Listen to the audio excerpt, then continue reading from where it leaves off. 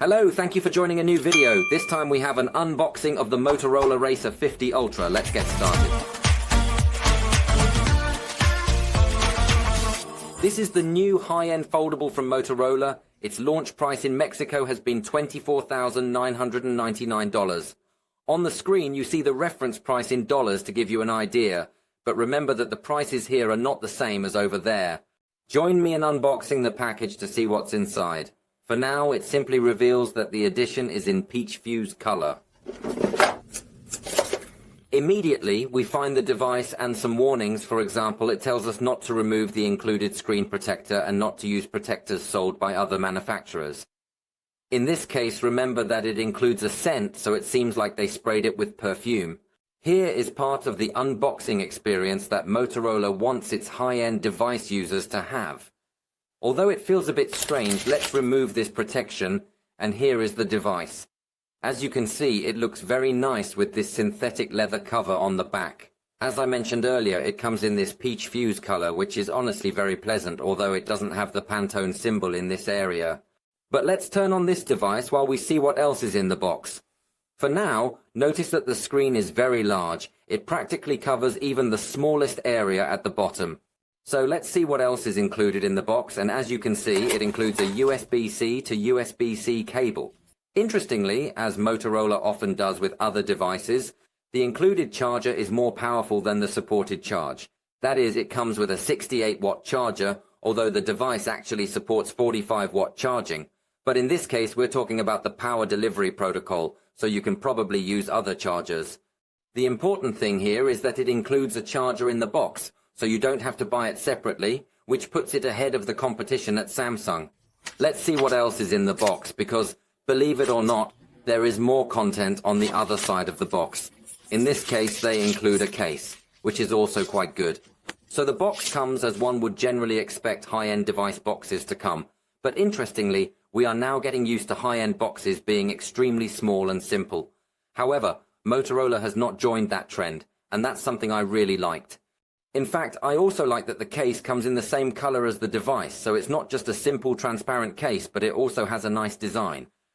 Although it doesn't include the same synthetic leather finish that we see on the original cover of the device, it will still provide a good level of protection. And by the way, like many other foldable cases, it comes with some adhesives to keep the case attached to the device, because sometimes it might come off, especially the part that protects the half with the external screen. Since it's a very thin case, it could fall off more easily, so that's why it comes with these stickers for you to place it. But notice how it would look in this case if you add a significant color frame to this area, which personally I don't like that much, since you can see that the device without the case has curves in this part that also give a lot of elegance to the foldable device. But well, it's up to you as a user, as always, whether you want to prioritize aesthetics or protection. Also, note that it will come with the usual documentation, which is a bit hidden, but it's available here. Additionally, of course, we will also have the tool to extract the SIM card tray. So basically, that's everything included in this box. Now let me just put everything back in the box, and we'll focus on the Motorola Razr 50 Ultra. Alright, I have the device ready here in my hand so we can go through its specifications one by one, so let's get started.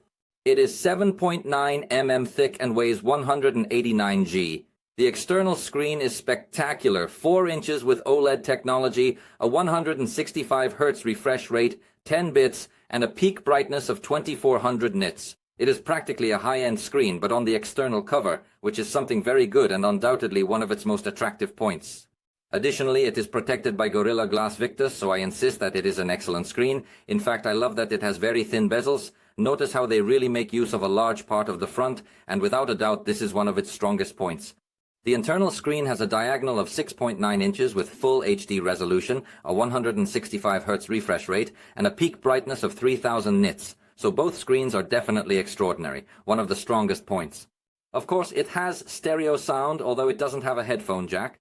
The front camera is 32 megapixels with an f aperture. As usual, here I have a preview before taking the photo so you can see the backlight environment I was in, and obviously it doesn't have a well-optimized preview. But after taking the photo, notice how all the content that was completely blown out appears, so it does a good job balancing light and shadows and maintains a good level of detail. Although, you could also take selfies using the camera system on the back.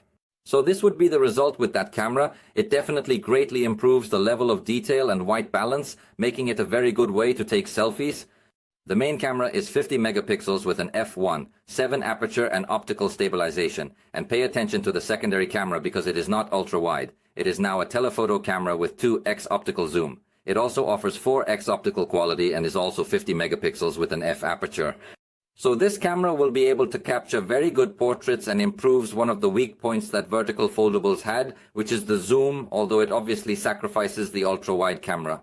So from my point of view, it would have been very interesting to see a combination that I haven't seen in any other device, incorporating an ultra-wide camera with a high-resolution sensor to offer you a crop and give you the perspective of the main camera and then the telephoto camera with 2x zoom. So far, I haven't seen any manufacturer incorporate that combination. It would be very interesting to see it in a foldable device to maintain the ultra-wide perspective, keep the main perspective, and give you more zoom capabilities with just 2 cameras. But definitely, if you're interested in zoom, this device has great capabilities. This is the photo at 1x.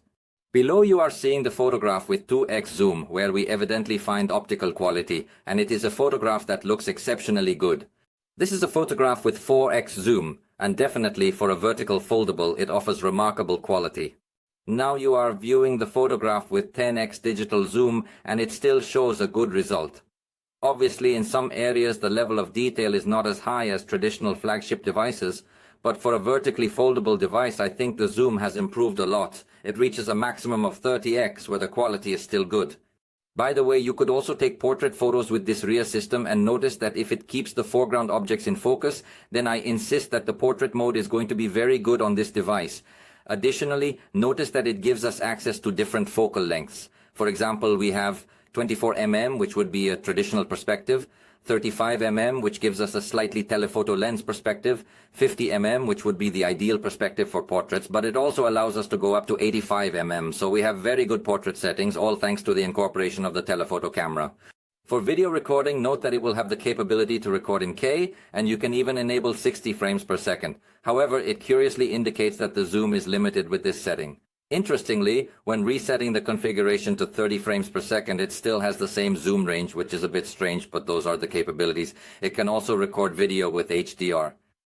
This device includes a 4000 mAh battery with support for 45-watt charging. I think the battery capacity is good considering it's a vertically foldable device. It's not spectacular, but remember that in this type of device, the battery is usually always compromised. This generation already has the IPX level of water resistance, so even if it falls and gets submerged, it has a very high chance of surviving. This is one of the most important improvements of this generation, which undoubtedly makes it an even more attractive foldable. It incorporates a fingerprint reader on the side, and remember that through the external screen you can open basically any application you want. Of course, it comes with Android 14, which introduces some new artificial intelligence features that I will tell you about in the review. It comes with 512 GB of storage, although right after turning it on, it already showed 36 GB used, which seems a bit excessive to me. It has 12 GB of RAM, and its processor is the Snapdragon 8 Gen 3.